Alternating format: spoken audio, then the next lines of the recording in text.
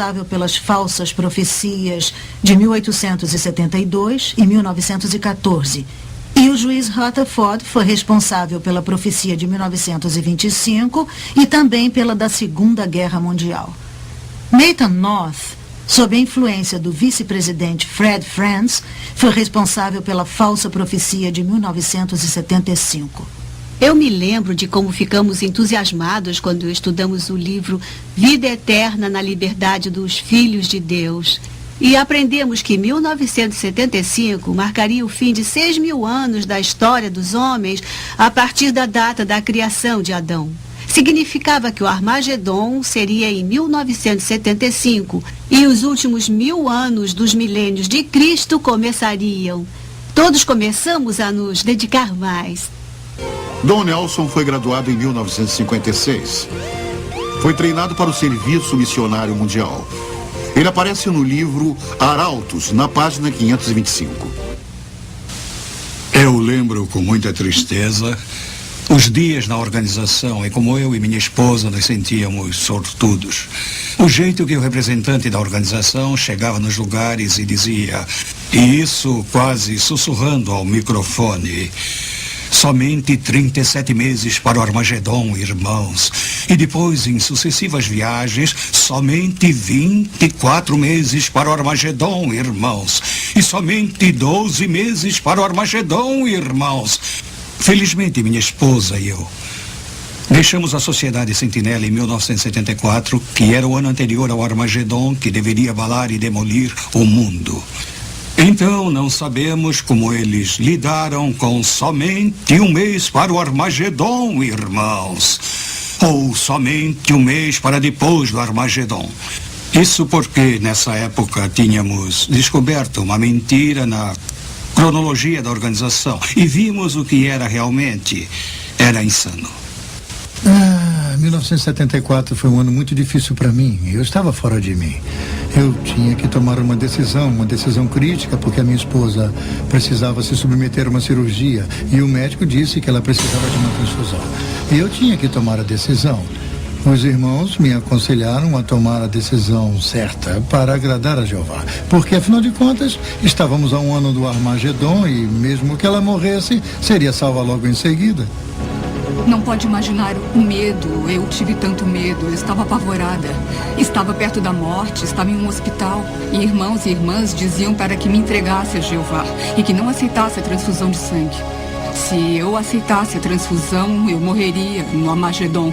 Se não aceitasse e morresse, eu seria salva. O grande júbilo estava chegando, era 1974 e 1975 estava à nossa porta. E se me mantivesse fiel a Jeová, eu seria salva.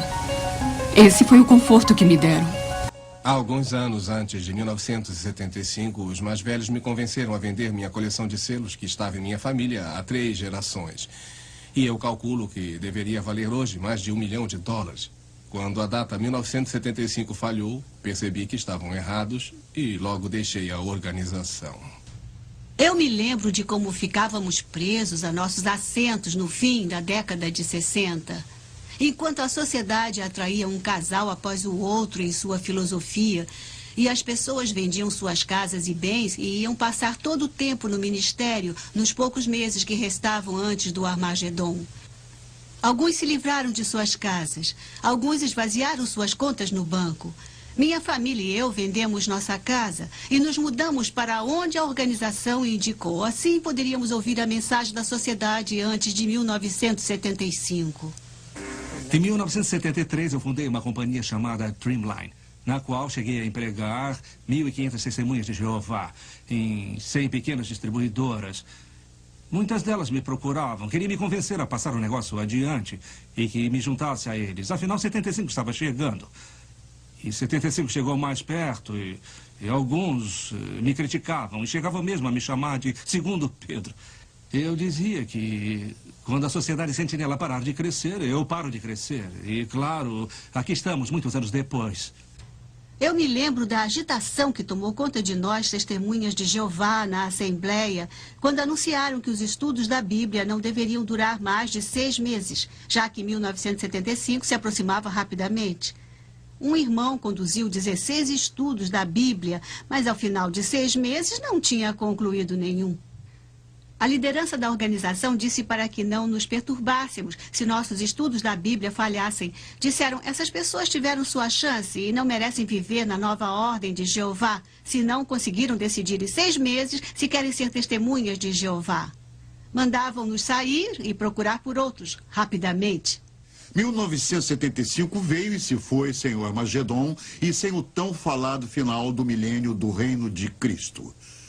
Todos seriam destruídos, a não ser que fossem testemunhas de Jeová. Como a sociedade sentinela lidou com esse embaraço? Como de costume, a sociedade culpou seus membros pela falha da profecia, como fizeram no passado. O presidente Nathan North não interferiu quando o vice-presidente Fred Franz tentou encobrir a falha. Ele começou negando. Franz admitiu algum desapontamento por um lado, mas por outro se recusou a admitir sua culpa e marcar a data. Ele disse que não tinha sido específico, mas foi. Afirmou que não tinha dito que o Armagedon seria em 1975. Disse que poderia ser. Mas quem frequentava as assembleias sabia do contrário. Muito mais foi dito do que foi escrito. Então, 1975 foi um grande desapontamento. Quando Nathan North morreu em 1977, Fred Franz tornou-se presidente da sociedade. Mas ele continuou negando sua responsabilidade pela falha de 1975? Fred Franz continuou negando sua responsabilidade por 1975. Eu consegui conversar com Fred Franz numa entrevista pelo telefone. Falei para ele que as negativas dele tinham vida curta. Afinal, ele tinha sido bastante específico sobre 1975 nas publicações. E li para ele algumas frases. Disse para ele que foi por isso que muitas testemunhas de Jeová largaram tudo por 1975. Foi Franz que os forçou a acreditar que em 75 tudo acabaria. Ele se perdeu em suas palavras. Suas antigas afirmações o condenavam. Ele era um falso profeta. E eu disse isso a ele. Temos certeza de que muitos fatos históricos foram desvirtuados ou omitidos no livro Arautos. Ainda em suas páginas, nós achamos confissões potencialmente condenáveis se nós procurarmos. Na página 641 ainda achamos uma alegação, apesar de mudarem sua doutrina continuamente da falsa profecia, que diz que as testemunhas de Jeová estão avançando na luz da verdade. Precisamos perguntar, para eles, o que é esta luz? Juízo Final 1999. Mesmo depois da última falsa profecia, eles não resistiram a continuar marcando datas para o fim do mundo.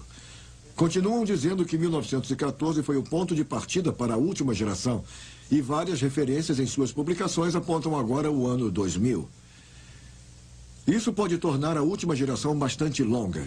De 1914 a 2000, um total de 86 anos.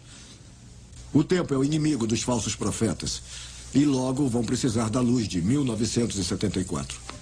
Eu tenho acompanhado a história da Sociedade Sentinela por toda a minha vida, tanto dentro quanto fora da organização. E acho que Isaías 8:20 aplica-se a ela. Se eles não falarem desta maneira, jamais verão a luz. O livro Arautos fala muito das lideranças humanas sobre as testemunhas de Jeová e de como esse método de autoridade tem continuidade depois da morte de cada presidente.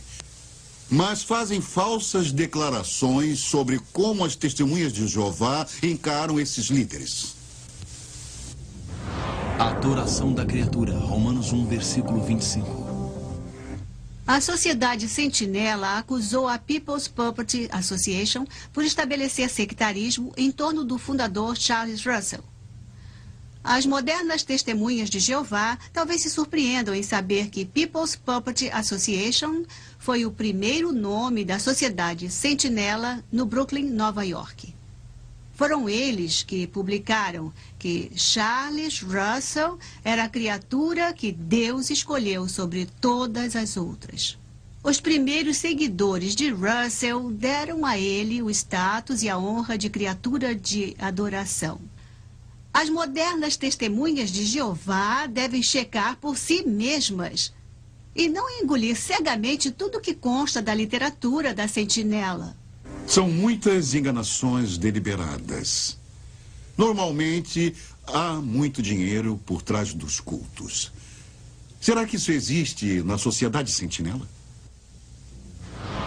Muito dinheiro. Só precisamos olhar para as propriedades compradas pela Sociedade Sentinela no Brooklyn, Nova York e regiões vizinhas.